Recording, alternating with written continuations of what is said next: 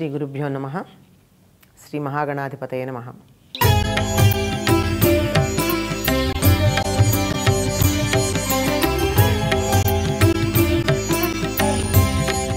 ఒక రోజు సరిగ్గా లేక అనుకున్నవన్నీ కూడా వ్యతిరేకంగా జరుగుతూ ఉంటే got up from the wrong side of the bed అంటూ ఉంటారు. అంటే నిద్ర లేవడం దగ్గర నుంచి కూడా మనం కూడని పద్ధతిలో జరిగింది అని. అంటే నిద్ర లేవడానికి ఉన్న ప్రాధాన్యం పాశ్చాత్యులు కూడా ఈ విధంగానే గ్రహించారు. భారతీయులు అంతకంటే శాస్త్రీయంగా దీని గురించి చెప్పడం జరిగింది. ఎలాగూ అంటే నిద్ర లేచేటప్పుడు ఎలా లేవాలో చెప్పారు మనకి. పడుకునేటప్పుడు ఎడమ వైపుకు తిరిగి పడుకోవడం అన్నది శ్రేయస్కరమని చెప్పడం.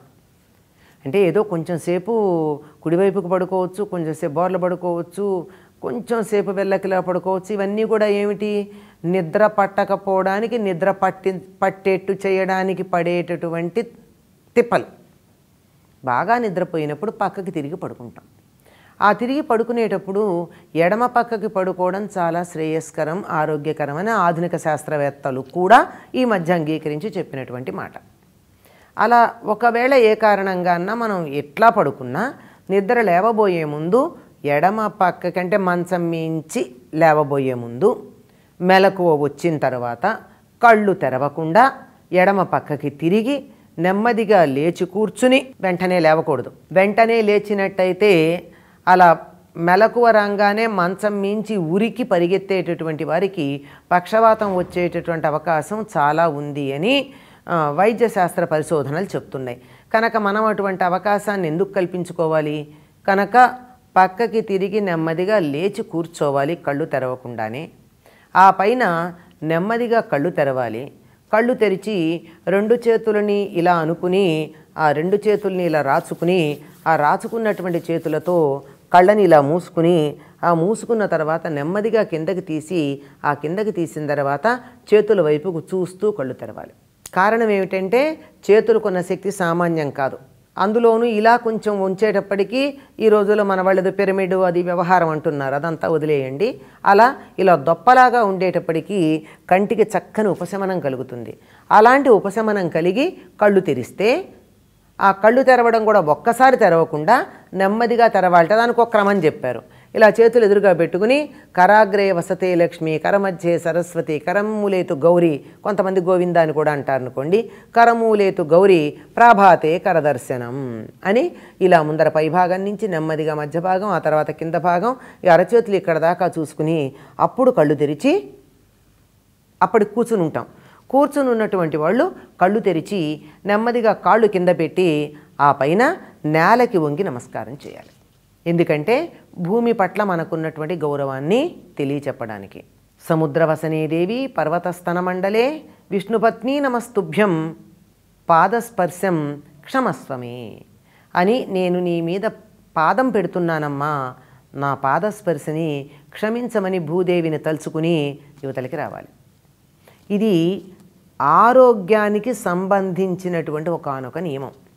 ఎందుకంటే మనం పడుకున్నప్పుడు మన శరీరం భూమికి సమాంతరంగా ఉండి మన రక్తనాళాలలో రక్తం చక్కగా ప్రవహిస్తూ ఉంటుంది. మనం లేచేటప్పటికి ఏమవుతుంది?